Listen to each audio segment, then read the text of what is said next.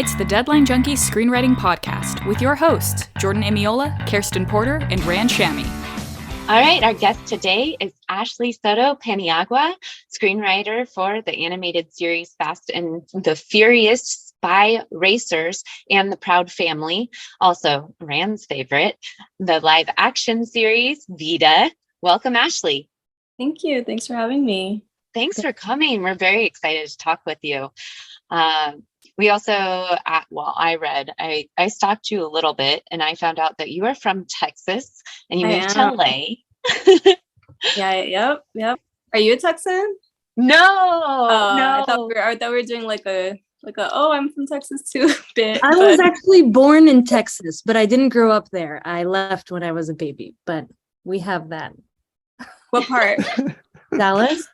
Oh, that's a 10-hour drive from where I'm from. Oh, yikes. Texas is great. Do you still have family in Texas? I do, yeah. My parents still live there. So I'm one of 6 kids. All the girls left and the guys stayed. So all my 3 brothers are still in Texas. My parents are still in Texas. And then my mom's from, the border town. So I have a lot of family of Juarez. And then my dad's from Puerto Rico and he was stationed in Fort Bliss, which is in El Paso. And he brought like his immediate family. So my grandma moved from Puerto Rico. My aunt moved from Puerto Rico. She met another army man. She got her little fling on. And then my uncle, who's now passed, but he also moved from Puerto Rico. So all his siblings and his mom moved from Puerto Rico to El Paso, Texas, of all places. But that's where they landed. So yeah, so my immediate family, most of my immediate family is still in Texas and in El Paso specifically. Yeah, I noticed a lot of what you write is family oriented. Can you talk about what made you want to write and create? Yeah. So I'm sorry. I'm like, what's my story? I'm,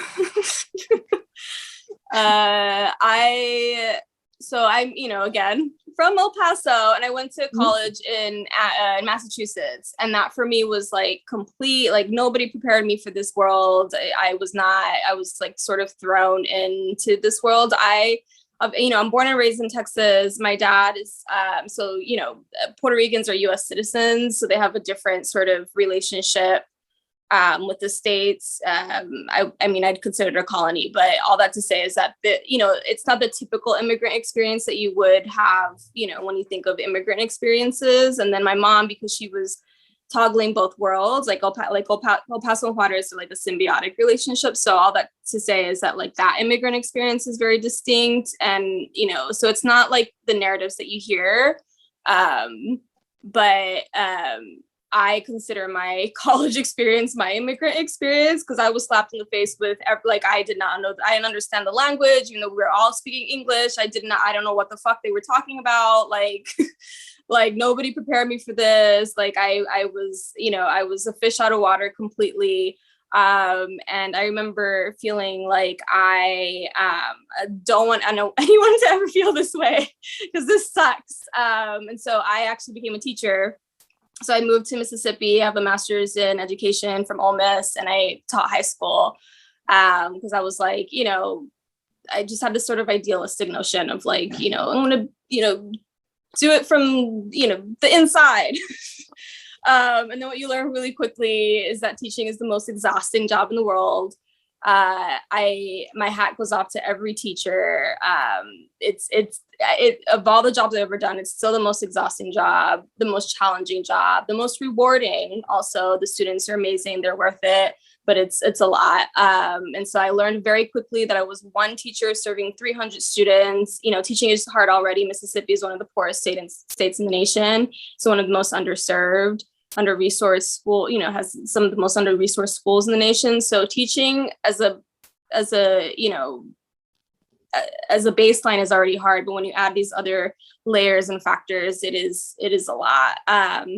And so I was spread really thin, and I started to think about impact and what kind of work can really, offer that. And I was also finishing my master's and sort of thinking of what my next steps were. I knew I wasn't going to lay down long-term roots in Mississippi. And my best friend from college lives in LA. And she's like, come out here and figure it out. I was like, okay. I didn't have a plan or anything.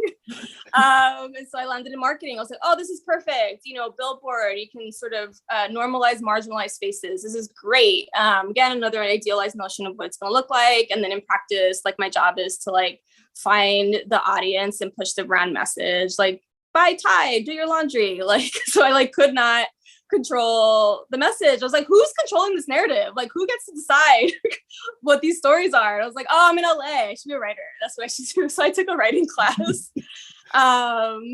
And yeah, and I, you know, knock on wood, I got hired to pretty quickly. I was like, within a year, I was like, you know, I had written that freelance episode for Netflix for that Fast and Furious show, for Fast and Furious Spy Racers. And when we got on Proud, they give you like, you know, presentations or whatever and blase. And they were saying that low income children from Black and brown kids from low income rural areas watch the most TV. So I was like, oh, perfect, because that's who I'm writing to. That's who I'm writing for. And so it was sort of like a cool full circle, very circuitous, like very long full circle. It took a while to get around that to the other end of the circle, but we got there. I was like, great, I'm getting to do the work that I set out to do. It took me some trial and error, but and now it's out there in the world. That is so awesome. I love that story. Both of my parents were teachers, and so I'm in awe. And I know they were very much about, you know, sharing messages and helping people and sharing a positive message to kids. So I was curious, I know with my own parents, I always am like, how did I become a writer? Because my parents were teachers, but to me, I'm like, oh, because they were storytellers. Do you feel like there was anything you took from teaching that really helped? 1,000,000%. Teaching has prepared me for life. Like it was completely foundational for like my adult life. I was 21 when I started teaching. So it was quite literally my foundational adult period. Managing people, like people think that like managing kids is different than managing adults. There is no difference. One like I can second that. You just have to set expectations, manage the expectations, set objectives, make them very attainable. Clarity is, you know, everything. The one thing that's different, which sucks, is that now you have HR. Like with kids, like, you know, kids talk back and you get a little bit of rapport, especially high school kids. So you guys can sort of duke it out and talk, you know, talk a little smack with each other. And then at the end of the day, all right, bye, Miss Soto, see you tomorrow. Can't do that at work. Because before you know it, HR is, you know, you got to be with HR and all your bosses and everybody's getting, you know, everything's getting documented, which is like, you know, whatever. And so there are some things that suck about adults more than kids, to be honest. But I feel like it takes a lot to get to HR in a writer's room, though, you know? Sure, but just generally, you know, when you're just with, I guess I'm thinking more of just like a 9 to 5. Like all those things are still, like people, they still operate the same way. Totally. I feel like for kids, it's the parents are HR. For teacher, it's parents that come in and tell you did this wrong and that wrong. And I have the documentation of how you screwed up. Oh my gosh. So, you know, honor students are the worst. I will say that. I won't disparage them further than that, but they're the worst because their parents are the worst. So their parents, their kid can do no wrong. Their kid is their shining star. Their kid has gotten straight A's since kindergarten. Well, honey, this is IB bio. Your kid, is it, I don't know what to tell you. Kid, did it level up? And then you got principal meetings. I do not miss that. No, well, I love the kids. I really do. But like students who weren't my honor students call the parents. I'm so sorry. My kid knows better than that. You will have no problems out of them tomorrow. Like students who, my honor students were the hardest parent wise, but with the parents, when my non-honor students, this like tracking, so I hate tracking. I could call home. They were my buddies. The parents were like they were my team. I was like, bruh, like your kid hasn't done their homework in a week. Like, what's going on? What do you mean? He says he doesn't have homework. Oh, he does. Oh, he's gonna have it all in tomorrow. Like they were on it. Those parents were on it and they were great. They were wonderful. And like, sometimes, and I was young. I was, again, I was 21 when I first started. So, I had a student who was 20. I had students who were close, they were very close to my age. So they try to get sneaky and stuff. So I call home, hey, it's me again. Oh, don't worry, Miss Soto. We're gonna get that taken care of. Don't you worry about that. Like they were great, but the honors students' parents, when I taught IB bio, oh no. I remember once me and the parent got sent to the principal's office. It wasn't even that she called it. We both got sent. Like, what's going on here? Well, and parent tells their story. I was like, well, she raised her voice, so I decided to match it. Sounds like we can expect a school show from you at some point in this life. You know what, Mac? What's that? She beat me. I see that show. Okay. Abbott Elementary, best show on TV. I've been about that life since before it came out. I've been like, I told my manager, like, I'm perfect for the show. Like, put me on. He's like, you can't break your contract. You're on a show right now. I was like, but I don't think you understand. I paid for this. Anyway, and the only complaints I have about that show that is just of a small inaccuracy is that bruh from Everybody Hates Chris, what's his name?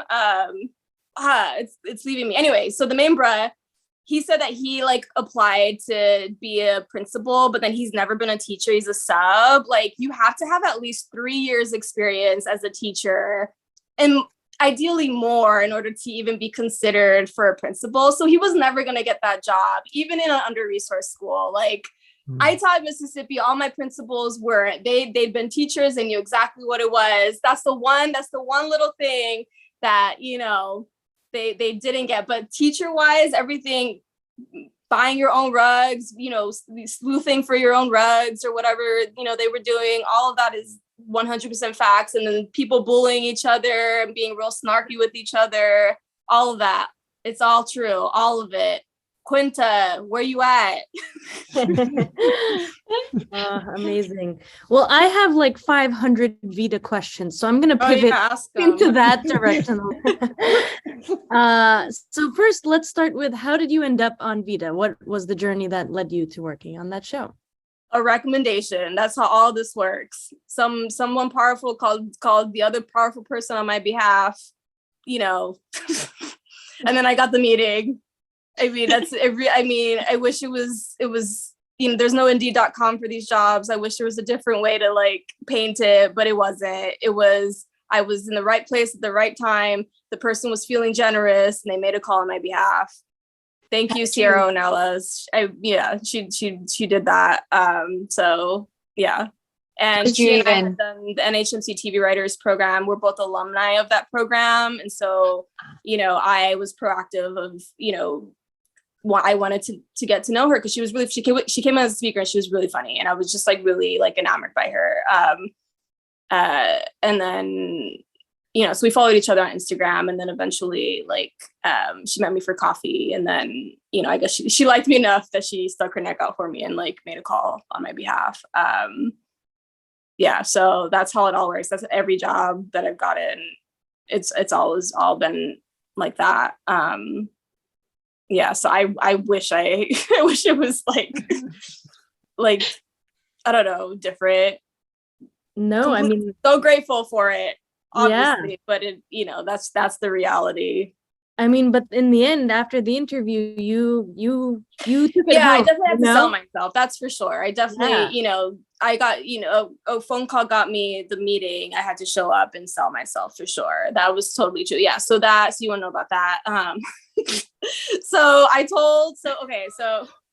this is embarrassing. I think I might tell this story. I don't know. This is like my most embarrassing story, but it was like perfect for the show. So I'm so embarrassed by this story. I can't believe, like, I've already said I'm going to say it, so I have to.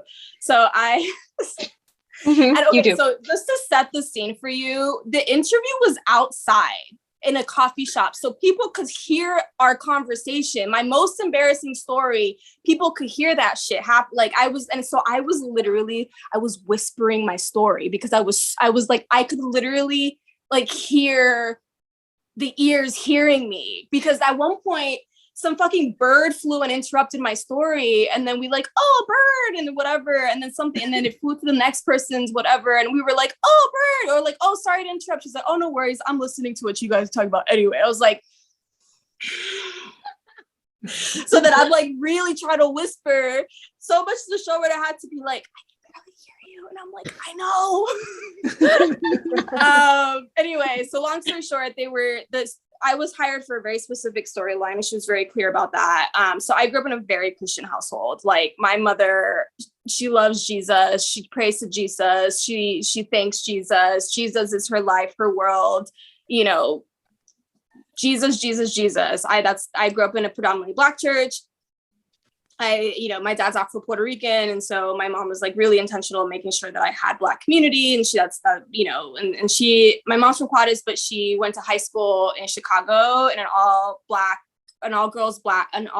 girls high school. So she was one of like 5 non-Black people at the school. So that was her first introduction to the United States. It was Black America. So she had this very nuanced understanding of how Black people are treated in America. And then separate from that, the in-group community, because, when you're in an all Black high school, there's a very different sort of, everyone has the same cultural currency. So all that to say is me avoiding talking about the church thing, which is all right. So I was hired for the church storyline, but they were going to have like a whole thing about, they learned that their dad is a pastor now or whatever. And they needed someone who like had like very tangible, like I got Bible verses for days. I can tell you all about it. I can pull it out everywhere. Anytime I can pull, like they probably thought I was crazy in that room. They definitely thought I was crazy because I could just like, oh yeah, this Bible verse that like, I was just quoting shit. And then everybody in that room, like, they're witches. So they're like, what the fuck is this bitch doing in this room? So like, anyway, so I'm telling this I'm really avoiding the story. I'm like, really like, I'm just giving myself, I'm like building up the courage to tell you the story that I told that got me the job, which was, so after, once I went to college, just like, okay, bye Jesus, and college was like the worst place on earth. And my mom was like, see, you shouldn't have said bye to Jesus. And so like, when I went to, Ole Miss, she was like, you should say hi to Jesus again or whatever. So it was just a lot of poking, like, leave me alone. And then there was a lot of like, like, I hope God sends you a wonderful man. You should be open to love and this and that, blase. Then I moved to LA. And I'm like, all right, maybe I should go to church. All right, Jesus, what's up, Jesus? Then I meet this man, and I swear to God, sorry for using his name as May. I swear to God, I looked at that man. I was like, this man is whack. He has some like aluminum pants on. He is so whack. Anyway, again, being not one of few people of color in like mostly white spaces, you typically have like, you sort of gravitate to each other. So naturally we became friends as I did with every other person of color that I met. But this guy, sorry. So this guy, okay, so I will say that my sorry, I just really gotta like Just tell the story. It's fine. It's probably, you're probably going to be underwhelmed. Let me just say you're. Yeah. Is this a bit? Do you build up to the story? No, I promise. It's just like, don't tell this story. Like, I can't believe I've already committed to telling it. So I will say, as much as I'm like joking about it, I was like an earnest, like, let me give this a shot. Let me like, let me find Jesus again. It was like an earnest, whatever. So I was like being like very like open to whatever was being, whatever they told you to do, I was doing. You told me to read John 4:4, I was reading it. Like I was diligent. And then, so bruh,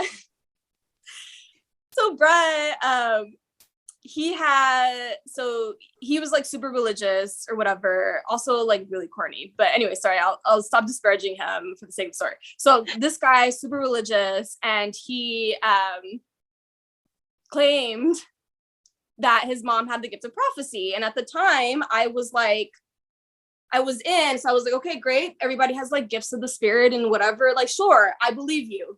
She has the gift of prophecy. And he would always talk about like, talk to his mom. He would talk to his mom often. I don't talk to my mom a lot. Every time she talks to me, it's about like, Jesus. So like, I just like avoid her like the plague. Like I really do. I'm sorry, Mom. It's true. Like you probably won't listen to this anyway. So like, it's overwhelming, So, but he like had like a beautiful, in my head, I was just like, wow, you're so close to your mom. That's so beautiful. And you guys like pray together. And that's so like, wow, that's special. Like, like, wow, that's cute. Like, and it was like an earnest, whatever. So he would tell me like, oh yeah, me and my mom, we talked to Jesus today, we prayed and this and that, blase. Me and my mom, this and that, like he was, always telling me about all the things they prayed about and the things that were prophesied or whatever, blah, blah, blah. So we're dating, it's like 4 months in. So like, I'm just like, Jesus. And then, so before we get to the real part is that he so one day he says like, one of the prophecies is that like before I met you, one of our like little prophecies was that I was gonna meet a woman, she was gonna be younger than me, probably not my type, fuck you, asshole, but that's the one that's been sent to be your wife. And in my head, I was like, damn, really, God, this is what you gave me? Fuck. All right. But I got to be, but I was like real earnest. I got to be obedient. I got to listen to God, Jesus. So I was like, okay, I guess this is the man for me. I guess I'm getting married to this motherfucker. But, very earnest, like, okay, yeah, I guess that's what God said. I guess that's what I got to do. And it was like a lot of like, God, please don't make me marry this man. Please, like separately. So then fast forward, again, but then, so I'm like reluctantly, internally, like, I'm not like expressing this to anyone, but like internally, I'm like, oh, please help me, get me out of this. But like, I'm like, but I got it. Like, maybe it's because I haven't been listening to Jesus. That's why. Maybe this is the flesh. This is the flesh telling me not to listen to him. This is the flesh telling me not to succumb to the, whatever the fuck. Fast forward, he's all, again, I've already bought into the fact that he's like really close to his mom and they pray together. And I think that of all the things, all the red flags, I still think that's beautiful.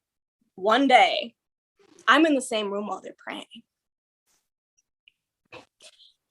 And Jesus, am I going to become a singer and get a record deal? And his mom's on there like, yes, you are. And Jesus, am I going to, be on the cover of a magazine? Yes, I'm getting yes, you are. So what you telling me is you just on the phone with your mom and you just saying shit that you want and your mom is saying yes, and this is a prophecy this whole fucking time. You've been just talking to your mom on the phone? That's how it was? Like, y'all, there was no real like that, there was none of that shit. I literally was dating you because you said God said we had to. But you know who said it? Your mom told you to, because your mom wants you to settle down because you're 30 fucking years old dating a 23-year-old, bro. That's predatory. The fuck? I guess this is him for 4 months. My stupid ass believed him. That is not the gift of prophecy. This is what they call Jesus working in mysterious ways. Nah, bro, that was not Jesus. That was not Jesus. That's just a desperate mom. Yes. Oh my gosh. When I tell you everything added up, like, I was like, oh my God. Oh God. Like, when I tell you I did not like this man, like, church people, they get together, they go do things. So he used to do this, like, if you've ever been downtown, or if you've ever been to Little Tokyo and you went to karaoke and you know the karaoke guy, that was him. I've really narrowed it down for you. So he would do karaoke. So we all of us as a group went out, but I was broke because I had been making $28,000 a year as a teacher. So when I moved to LA, like, that money runs out quick. So I didn't have money. So he said he could get us free parking. So I was like, yes, I want that free parking. But I was the only one who took him up on it. So he thought I was really into him. And then his mom was there and she's like, she's really into you. And in my head, I was like, but I'm not. I just want free parking. I don't know, like, what but I learned these stories later about those conversations they had about how she's really, like, no, I just went, I was broke and needed free parking. Like, that's how broke I was. I just wanted to park for free. Like, I do have to say, though, Jesus may have been looking out for you, because this story did get you a job as a writer. Nah, bruh. Jesus could look out for me in a different way. Jesus could look out for me in a different way. Like, that bitch, like, I was like trying, at one point, that first year I was like studying for the MCAT, I did not get it, got rejected from everything because that bitch kept calling and saying, Ashley needs to get out of the house. And I would like be like, I'm in the middle of stuff, like, you know what I mean? But they would fucking ambush me in my apartment and come over and be like, blah, blah, blah. Like, I literally, like, I did not get into medical school. Granted, I made my decisions. I own that. I should not become a doctor if I'm making stupid decisions like that. It was a good thing. But all that to say is that, like they were just like in here, and like I didn't see it. Well, you saw it eventually. At least you found out. Here's the really important, I already committed to saying it, so I have to finish the story. We would have to pray for forgiveness after, Oh no. That shit was weird. That shit was weird. You hear Sierra and Future doing that shit, I feel sorry for her. Or no, not Future, the new guy. Damn. I feel bad for her. I've been there. Get out. Well, speaking about questionable choices and decisions. Questionable characters. Yes. Both. So in Vida, both Emma and Lynn, but especially Lynn, make a lot of like really questionable choices in the series. And I've always wondered, like, what kind of attention was given to keeping them, quote unquote, likable? You know, how did you were you conscious about buying it back, or were you just like, these are the stories, let's go? I don't think the word likable was ever ever uttered in the room. We were very focused on the character arc. Oh yeah. And, you know, story wise, as long as you hit those, you know, there's an element that's very formulaic about it. Mm-hmm. So as long as you earn the moments, the characters more, you know, they may not be likable, but you're going to be rooting for them. Mm-hmm. And I think Tanya Sriracha is like really great at earning moments, because ultimately, sure, I was in the room, but it's her show, it's her mm-hmm. earning moments. Mm-hmm. I contributed some Bible verses, but Tanya Sriracha is the one who earned those moments, and yeah. So likability wasn't. I don't think we ever talked about that. It was always like, you know, what their arc was, and she was really intentional about a moment that she wanted to see and make sure that it was earned. Totally. And it is one of those moments, would one of those moments be the twist in the end, the redemption of Vida? Was that always planned, or is that something that came up at some point naturally? No, it wasn't planned.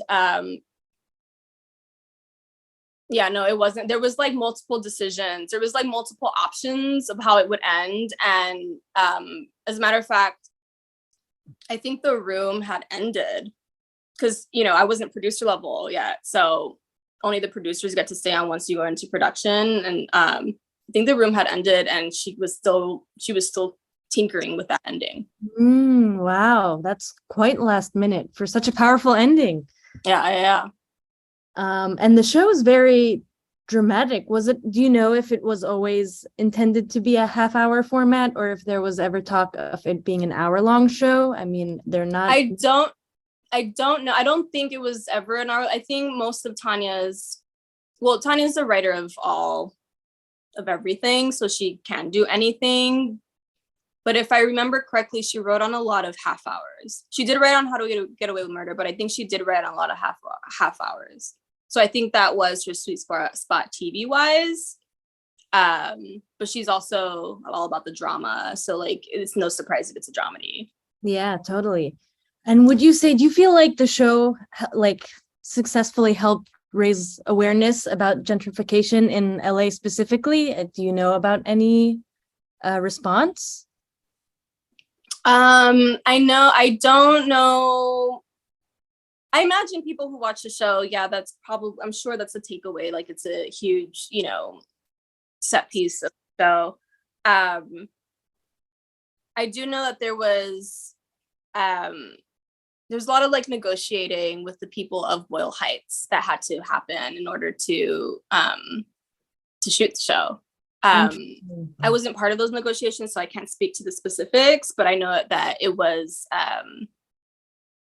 ongoing throughout, the duration of the show, because of the nature of it, which is, at the end of the day, the majority of the people who are making the show aren't actually from Boyle Heights, so there's an element of that. Like, so you're telling a story about gentrification, and who are you?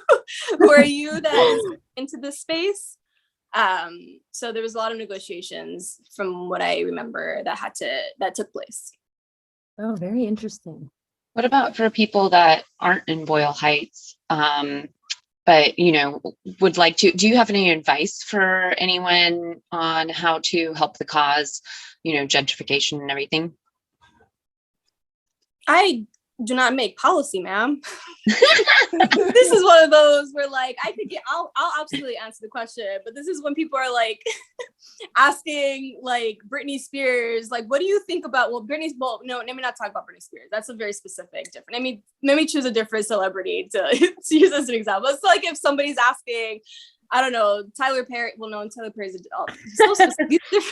Beyonce. Some random famous person. No, Beyonce's different too. Anyway, so what does she know about quitting a job? Anyway, whatever. I do like Don't Break My Soul, but what does she know about that? Anyways, but like, it's like asking Ariana Grande, like, so what do you think about, gentrification? Like, what is Ariana? You know how when Kanye West is like, Lady Gaga is the lead photographer person at it's whatever, like, what does Lady Gaga know about photography?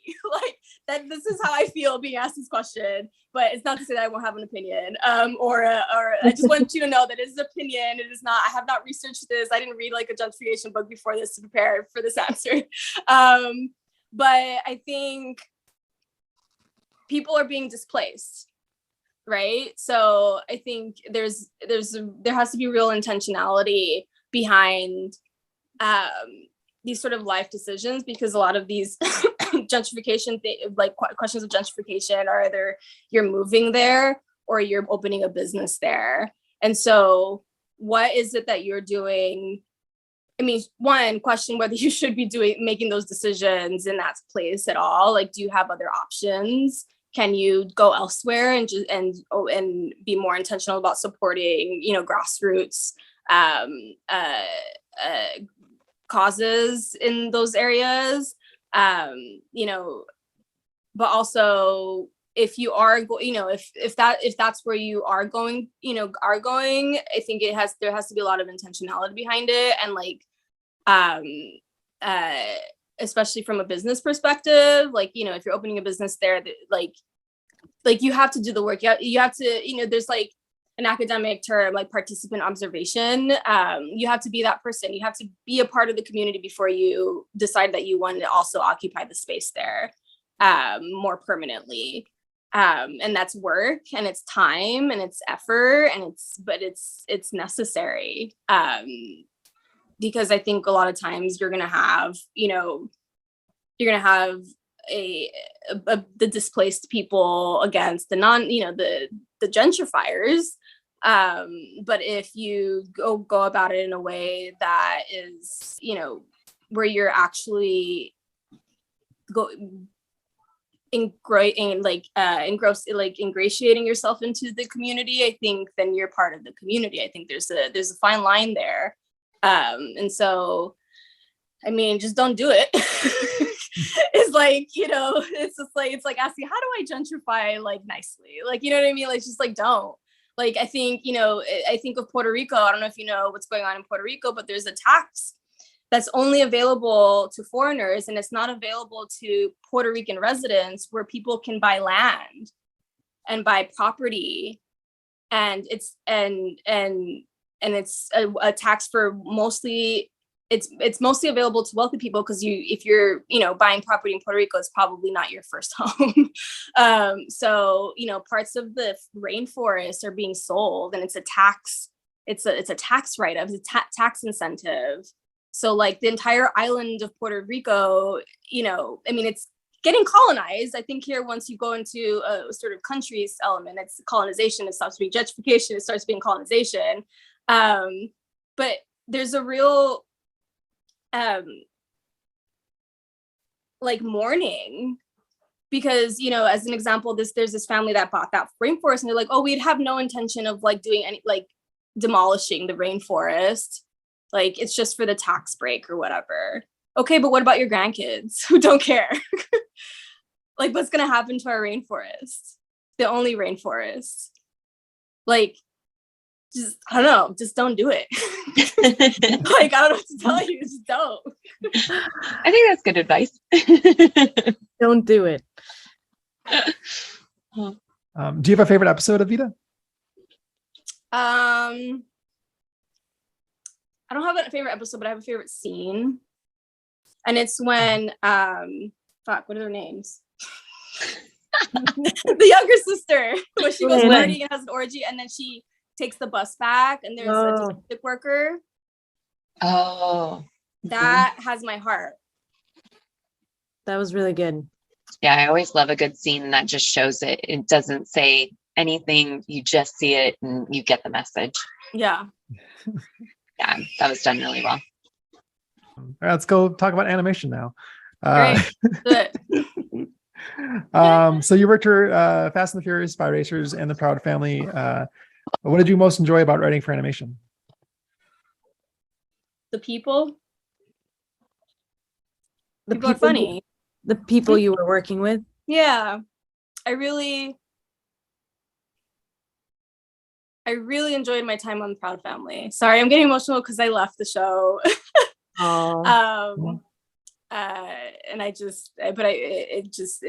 it was my own decision. It wasn't anything, but I would just kind of bring emotions. But it was so beautiful to work on that show. It sucked because it was the pandemic. So we were together in person for like 6 months, and then the pandemic happened. So we were all on Zoom. But the people were just like wonderful, within the writer's room, one of the funniest people I know, Calvin Brown Jr., he's like, it pisses me off how funny he is.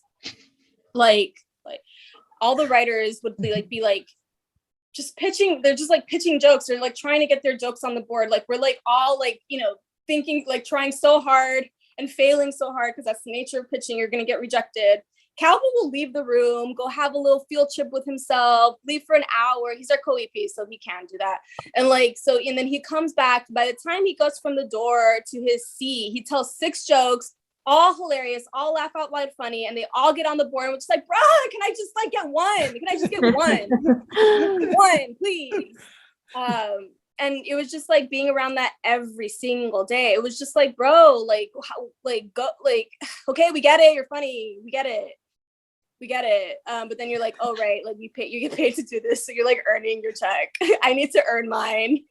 Yeah. So the people are just really wonderful. And the art, I'm not an artist. I can't that's not something I can do. And I loved when they would like, you know, share updates. We would have like a weekly meeting with the team.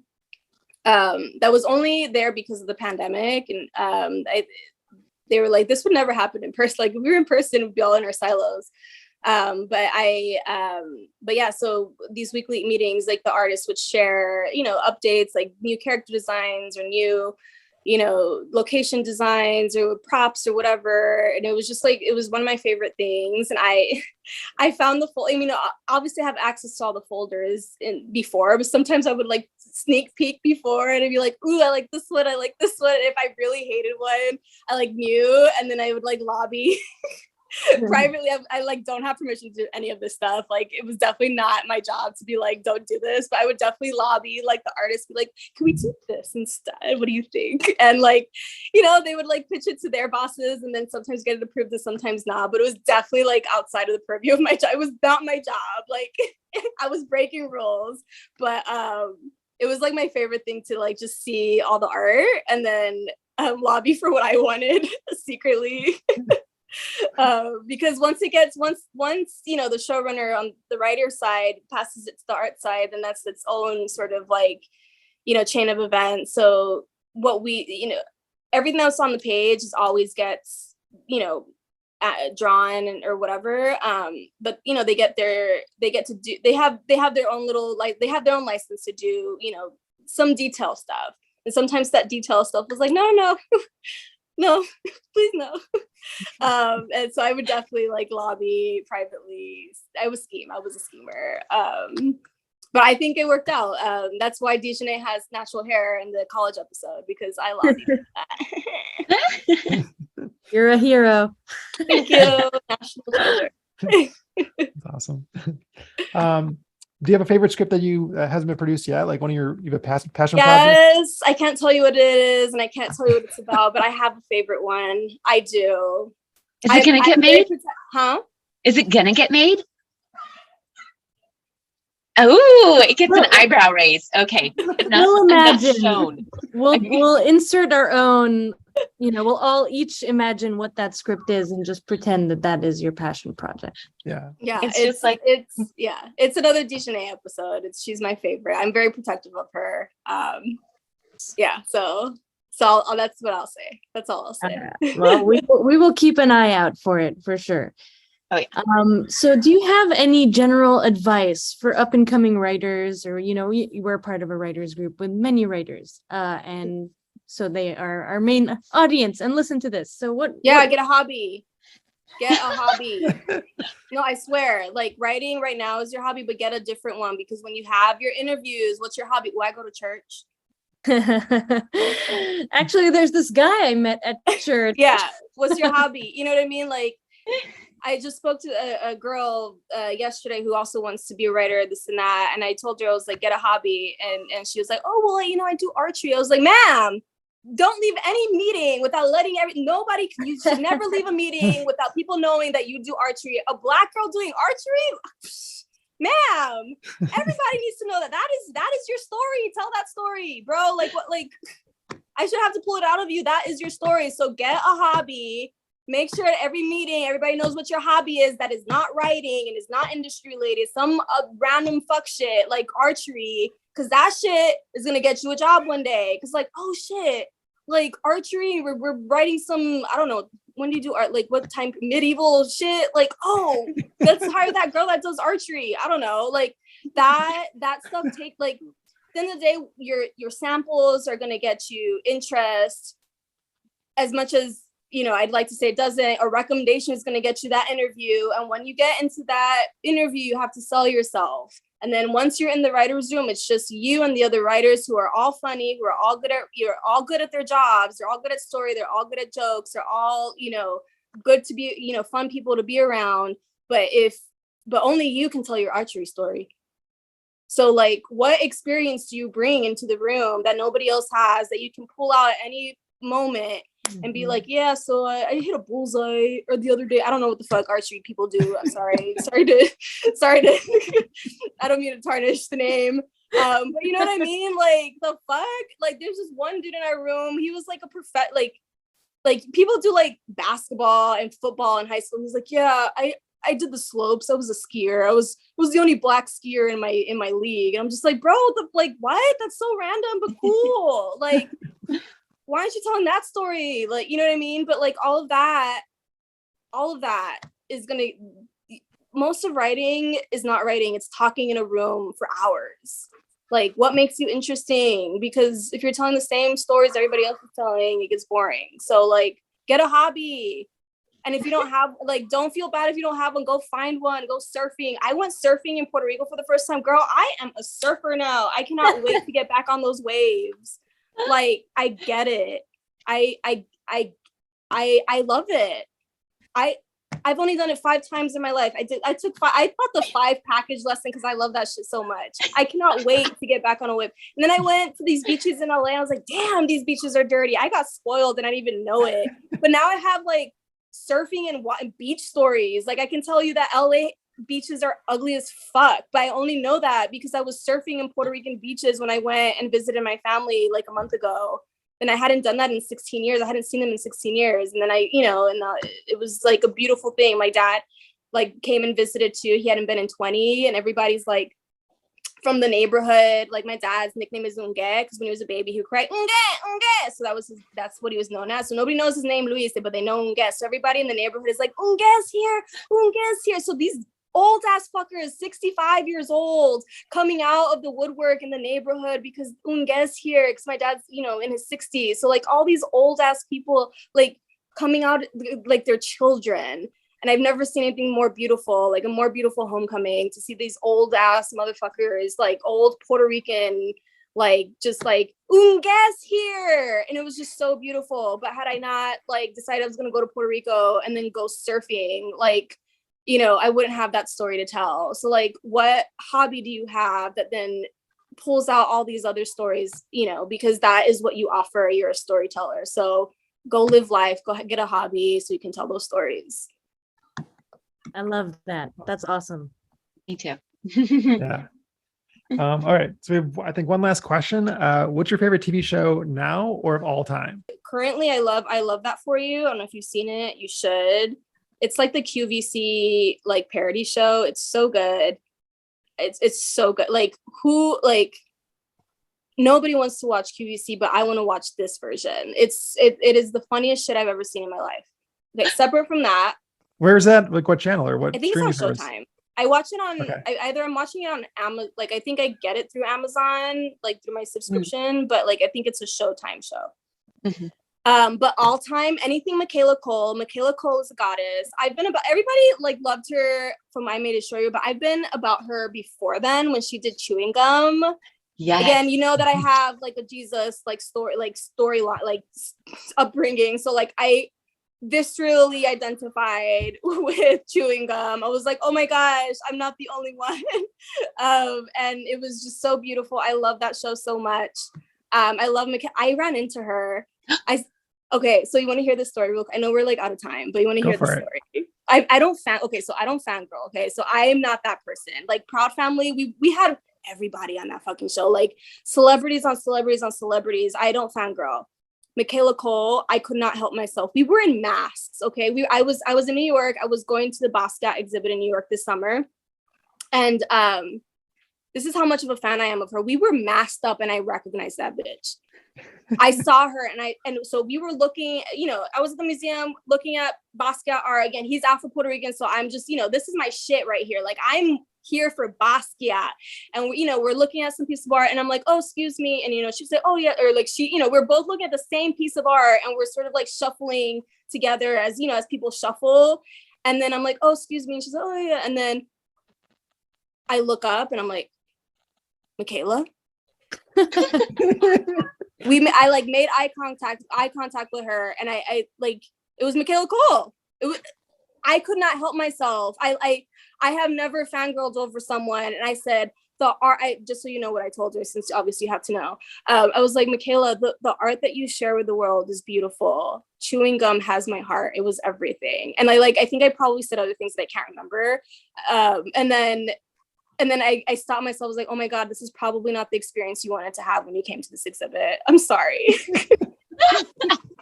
And she was so nice about it. And she's like, oh, are you enjoying this? I was like, yeah, you know, Puerto Rican, this and that, blase, blase. And then I said something about I'm going to Puerto Rico. She said, oh, I love Puerto Rico. And then I forget. And then her friend came. My niece was with me. And my siblings are all much older than me. So my niece is like 25 years old. So she was with me. And she's like, so she came, she didn't witness the bullshit that I just did. And so she came in and she thought it was like a friend that I run into. And she like shook her hand. I was like, this bitch got to shake her hand. The fuck? It's not fair. Anyway, and then my niece's name is Naya. She's like, oh, hi, I'm Nayeli. Nice to meet you. So Michaela knows Nayeli's name and she doesn't know mine. But honestly, it's probably for the best because I was masked up. I was the crazy person who like stopped her. And so she never know what I look like. So I still have the opportunity to work with her one day, as long as she doesn't hear this podcast.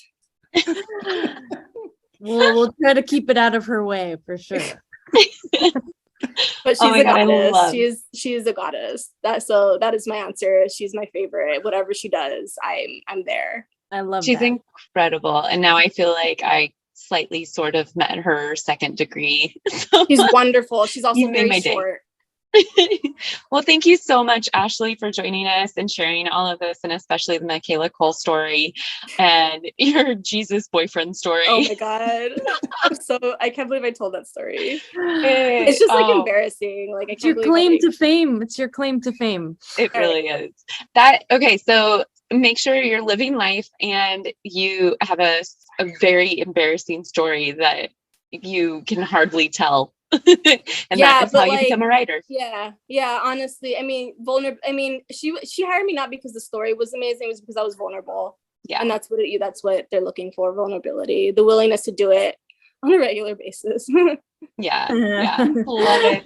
Well, thank you again so much. We really enjoyed talking with you. Thank you. Support my crowdfunding campaign. Yes. Tell us about it. Go ahead. Where do we find it? Give us the info. Yeah, it's on Seed and Spark, Chuchi and Adalys. So this is about the only thing worse than a breakup, a friend breakup. After Adalys loses her job for insider trading, she moves in with her childhood bestie, Chuchi, who teaches her how to be poor. And then it doesn't end well. As a matter of fact, it ends. So it's on Seed and Spark. You can follow us on Instagram, Chuchi and Adalys. I can put that on the chat or whatever. We'll add it in the show notes. Yeah. Cool. Yeah. Thank you so much. All right. Thank you. Have a good one. Subscribe, rate, and review for more episodes. Thanks for watching the Deadline Junkies Screenwriting Podcast.